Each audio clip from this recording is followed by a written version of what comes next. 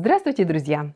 С вами я, Наталья Ларина, и сегодня мне бы хотелось в видеоформате начать вас знакомить с интересными фактами и необычными героями нашей страны.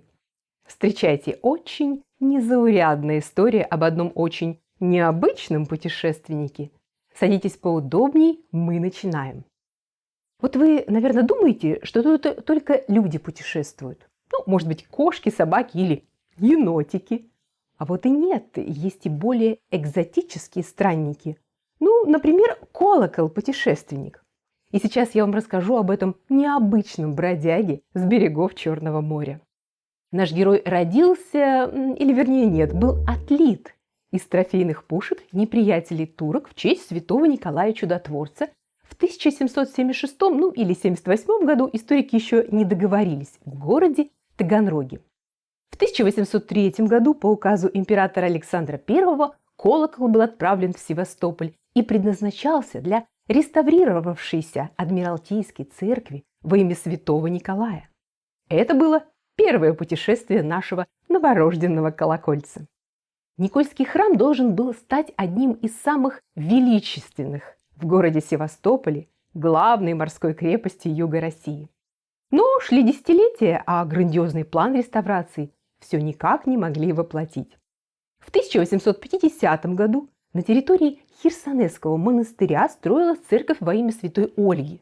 Туда Священный Синод и решил отдать непрекаянный колокол.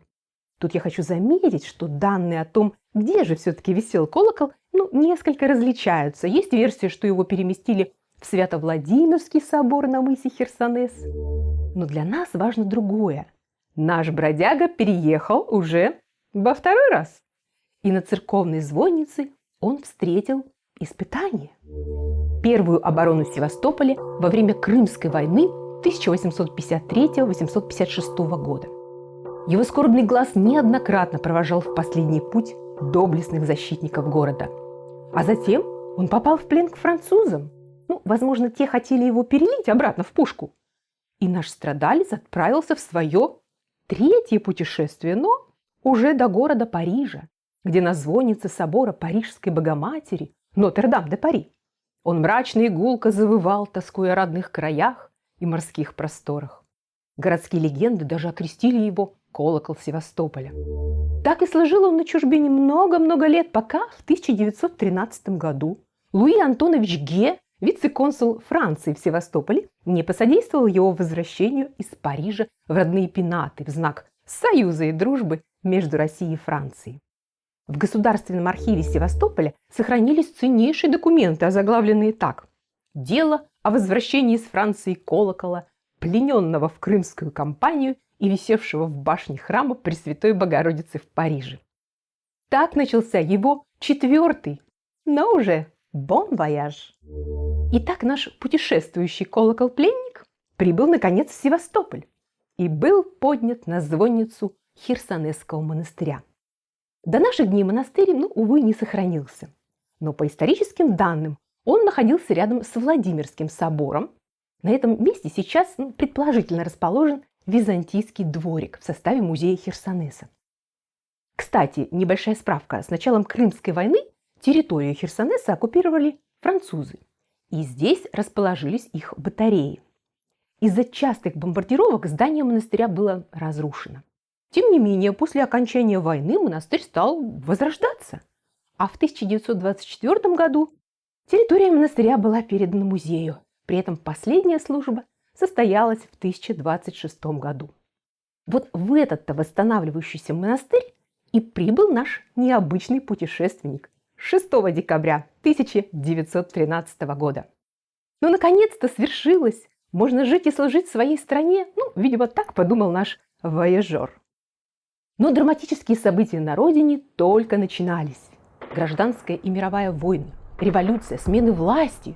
На его металлическом теле до сих пор видны раны от пуль и шрамы от осколков.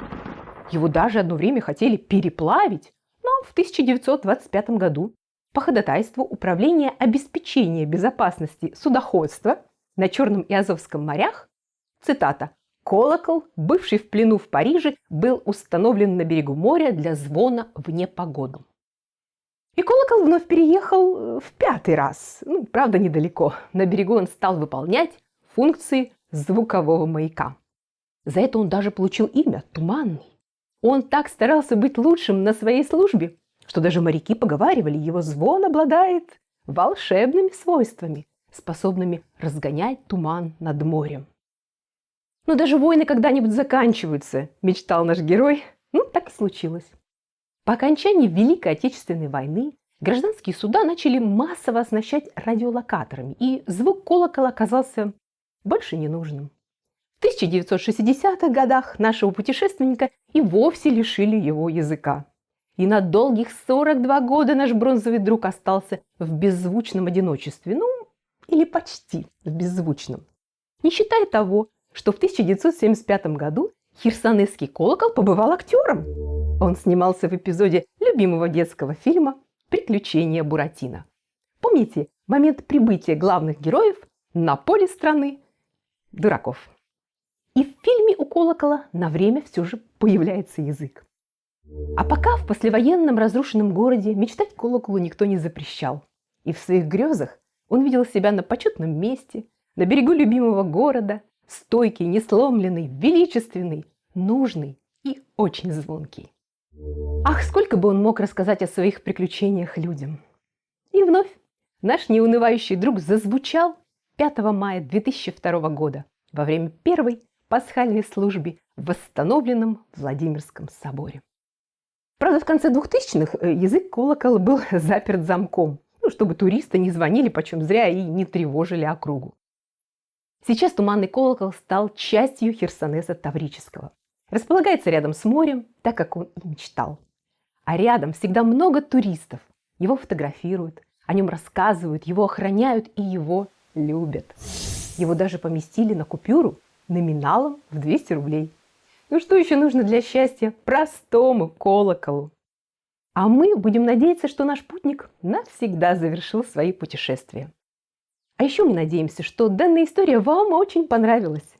Мы с супругом, доктором философских наук, академиком РАЕН Антоном Лариным, много путешествуем по нашей прекрасной стране. И у нас даже есть телеграм-канал как об интересных местах, об истории, легендах, мифах, так и о наших поездках, к которым вы можете присоединиться. Оставлю вам ссылку в описании, возможно, именно такие интеллектуальные путешествия вам и нужны. А на сегодня это все. Ставьте лайк, если вам понравилось это видео, и присоединяйтесь к нам в поездках. У нас для вас еще очень много интересных историй.